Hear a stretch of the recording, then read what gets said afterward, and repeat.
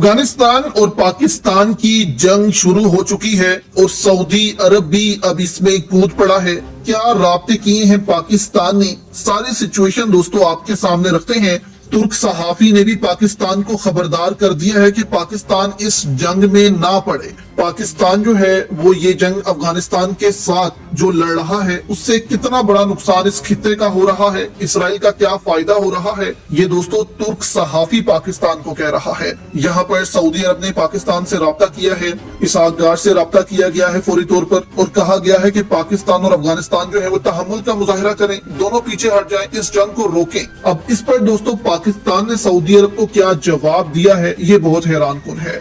यहाँ पर आपको बताते चलें कि इस वक्त सऊदी अरब और पाकिस्तान के दरमियान जो है वो एक डील साइन हुई है, दिफाई डील, जिसके तहत अगर पाकिस्तान पर हमला होता है तो वो सऊदी अरब पर हमला तस्वुर होगा, सऊदी अरब पर हमला होता है तो वो पाकिस्तान पर हमला तस्वुर होगा। तो यहाँ पर अगर पाकिस्तान पर अफगानिस्तान ने हमला किया है तो सऊदी अरब को अब खुलकर सामने आना चाहिए और पाकिस्तान के साथ खड़े होकर कहा जा रहा है कि अफगानिस्तान पर भी हमले करने चाहिए सऊदी अरब को, क्योंकि हमारे दरमियान एक मुआहिदा जो है वो हुआ है। अब यहाँ पर तुर्क सहाफी है दोस्तों इब्राहिम कारागल, उन्होंने कहा अफगानिस्तान और पाकिस्तान की जंग फौरन रुकनी चाहिए, दोनों ममालिक को होश के नाखून लेने चाहिए और इस खून रेजी को खत्म करना चाहिए। इसके नताइज पूरे खित्ते के लिए तबाहकुन साबित होंगे। ये जंग दरअसल भारत, इसराइल और यूनान के साथ बड़े जोग्राफियाई ताकत के खेल का एक महाज है। इस लड़ाई का फायदा भारत और इसराइल को हो रहा है और वो इस वक्त खुश हैं। इसराइल और यूनान ने हाल ही में हेक्सागोन ऑफ अलायंस का ऐलान किया है और इसी के बाद ये तसादुम शुरू हुआ।